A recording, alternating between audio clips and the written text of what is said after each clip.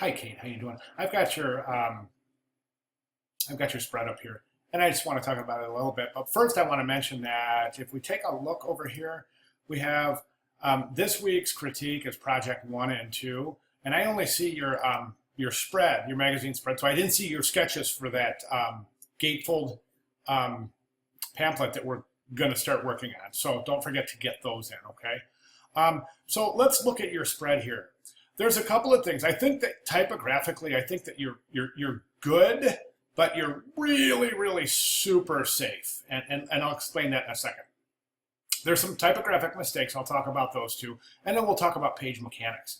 So the good thing is that you're using this image and you're using your type to convey a spread. In other words, we're looking at the spread as a unit as opposed to looking at it as two separate pages. And that's good. So what you have done here is you've given a two-column grid on each page with text aligned left, rag right. And it looks like your text columns are pretty evenly spaced. That's good. I'm noticing some typographic things though, and I really want to talk about those. Okay, so as you read the chapter this week, and as you've gone through, and there's some mistakes here typographically, and I want to talk about them, and then we'll talk about page mechanics. Okay, typographically, the first mistake I'm seeing is these rags. So your rags, see how you're making these patterns? See how this goes like this, and it makes this wave pattern, and then this one too kind of goes like this. You don't want that. You want your rag. This is good right here. These are good rags. Longer, shorter, longer, shorter, longer, shorter, staggered like that. Okay, these are okay. These are okay, but you got this wave forming here. These are good.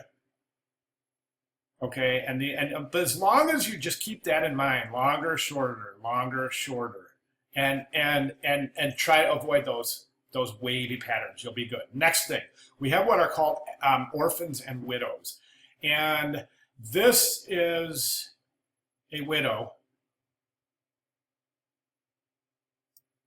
Sorry about that. This is a widow, and these are orphans. What are they? Okay, this is a widow here. Technically, that's a widow there. That's a widow. Okay, and what it is basically is one or two words at the bottom of a paragraph sitting alone. See how strange it looks? Okay, so those widows would have to be adjusted. Then we have what are called orphans. And what an orphan is, it's a line of text that's either sitting at a line of text or maybe even a line and a half, or sometimes even two.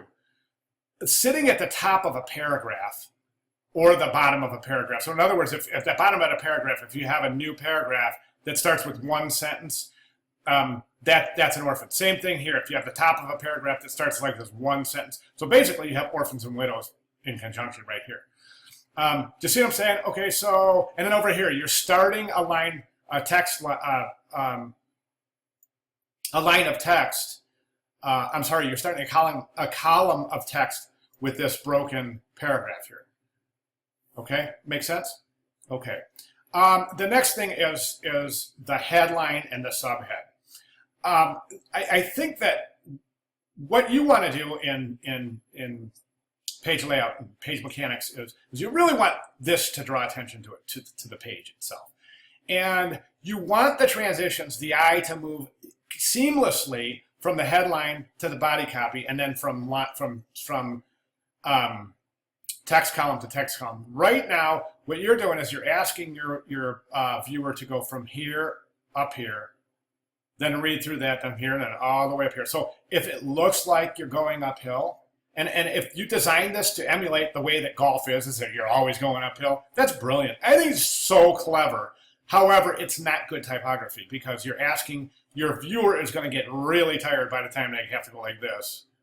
And then again here. And believe it or not, that causes eye fatigue.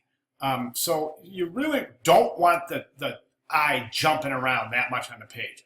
My suggestion is this, and then we'll talk about the type itself. It looks like you are using two spaces after your period. That's not typographic.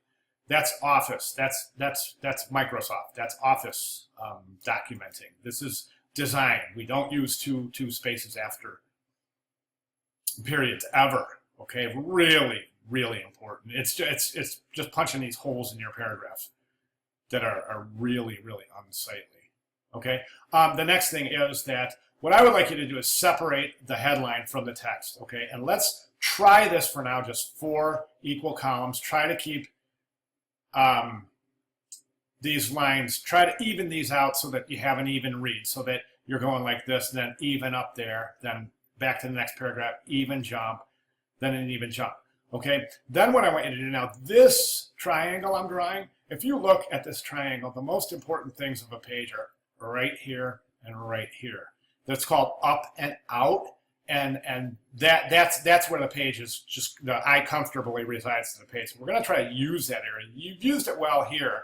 And what I'm thinking is that I would like to use this in that area, the headline and the subhead, and use this typographic composition up here. However, we can't put it up there because the guy's here. I don't want to put it over here because it's too big of a jump from the headline to the body copy. So what I suggest is reversing the image.